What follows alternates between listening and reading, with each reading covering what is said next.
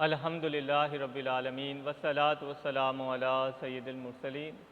معترض ایک اعتراض کرتا ہے کہ حضور غوث پاک رضی اللہ تعالی عنہ امام احمد بن حنبل رضی اللہ تعالی عنہ کے پیروکار تھے۔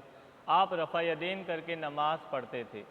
تو اے احناف، اے حنفیوں، تم جب حضور غوث پاک سے اتنی عقیدت و محبت رکھتے ہو تو تم کیوں نہیں رفع یدین کرتے ہیں؟ اب دیکھیں یہ بات اور یہ اعتراض یہ سطحی قسم کا ہوتا ہے، یعنی معمولی سا اعتراض ہوتا ہے، لیکن بڑھا چڑھا کر اس کو پیش کیا جاتا ہے۔ در حقیقت جو اعتراض کرنے والے لوگ ہوتے ہیں ان کا منشا اور مقصد ہوتا ہے کہ ہمارے دلوں سے اولیاء اعظام کی محبتوں کو ختم کرنا ہے۔ آپ دیکھیں اولاً جو اعتراض کرنے والا شخص ہے اس کا اولیاء سے کوئی تعلق نہیں ہے، یعنی بسا اوقات تو یہ ہوتا ہے کہ وہ شخص اللہ والوں سے بغض رکھتا ہے اور اس بغض کے اندر اتنا آگے بڑھ جاتا ہے کہ اولیاء اعظام کے خلاف زبان تان کھولتا ہے، ان پر الزامات لگاتا ہے اور ان کے خلاف جو ہے بکواسات کرتا ہے۔ اولاً تو عوام الناس کو چاہیے کہ ایسے لوگوں سے بحث نہ کرے۔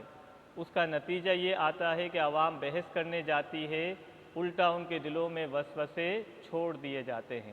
اب اس بات کو آپ سمجھیے کہ ہم حضور غوث پاک سے عقیدت و محبت رکھتے ہیں اور ہم طریقت کے اندر ان کی اتباع کرتے ہیں۔ یعنی طریقت سے مراد کیا ہے کہ تصفیہ دل کا، تزکیہ نفس کا، روح کو پاکیزہ کرنا، مراقبہ کرنا، ان سب چیزوں کا تعلق جو ہے طریقت سے ہے۔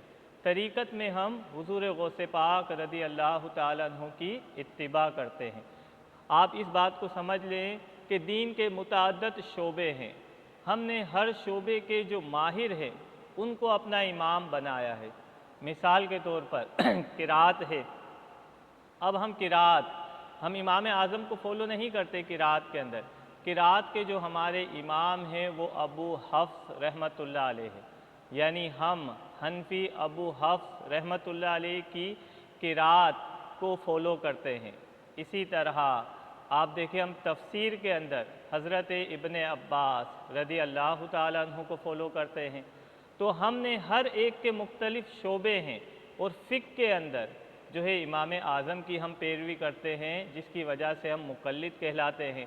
اسی طرح عقائد کے باب کے اندر جو دلائل ابو منصور ماتریدی رحمۃ اللہ علیہ نے دیے ہیں ہم ان کے دلائل کا اعتبار کرتے ہیں۔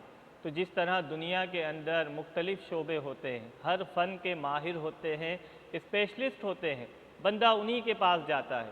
یعنی اگر کسی کے دانت میں درد ہو تو وہ ڈینٹسٹ کے پاس جائے گا، کسی کے آنکھ میں درد ہو تو وہ آئس کے ڈاکٹر کے پاس جائے گا، کسی کا ہارٹ کا مسئلہ ہو تو وہ ہارٹ کے اسپیشلسٹ کے پاس جائے گا۔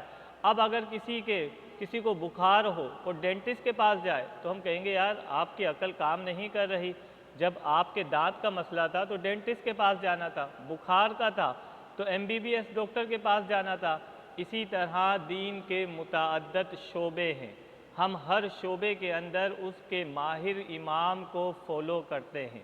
حضور غوث پاک سے عقیدت ہے، طریقت میں ان کو فالو کرتے ہیں۔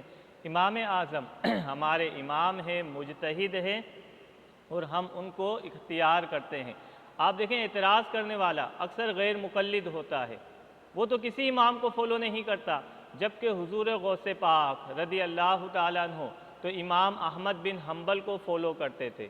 تو معلوم ہوا کہ امام کو اختیار کرنا، کسی امام کو اپنا رہنما بنانا، یہ بزرگان دین کا طریقہ ہے۔ اور اللہ نے قرآن میں کیا فرمایا؟ اہدنا الصراط المستقیم صراط الذین انعمت علیہم، اے اللہ ہمیں سیدھا راستہ چلا، ان لوگوں کا راستہ جن پر تو نے انعام کیا۔ تو جتنے بزرگان دین ہیں انہوں نے جو ہے کسی نہ کسی امام کو اختیار کیا اور انہی امام کے وہ مقلد کہلائے۔ تو ہم نے بھی امام اعظم کو اختیار کیا۔ حضور غوث پاک خود ارشاد فرماتے ہیں کل مجتہد مصیب، ہر مجتہد جو ہے درستگی کو پانے والا ہے۔